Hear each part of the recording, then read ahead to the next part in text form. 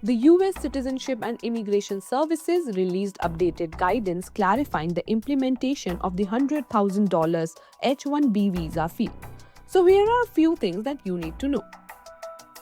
The fee of $100,000 was instituted by President Donald Trump through a proclamation on September 20th. Well, they're $100,000 per year, which said that individuals applying for H-1B visas at or after 12 a.m. on September 21, 2025 will have to pay the fee.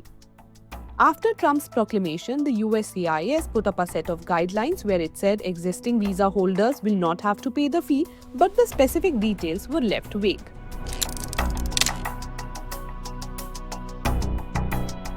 In Monday's guidelines, they have been addressed in detail in a section titled "Who is subject to the $100,000 fee?"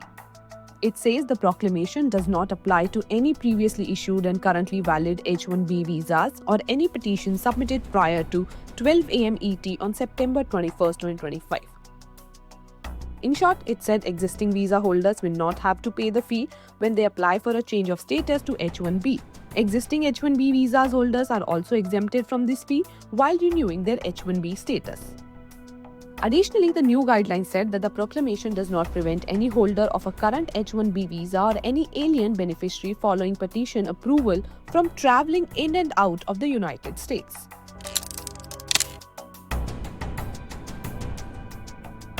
The USCIS guidelines clarified that existing foreign nationals on F1 or L1 visas who have applied or will apply for a change of status to H-1B visa will not have to pay the $100,000 fee.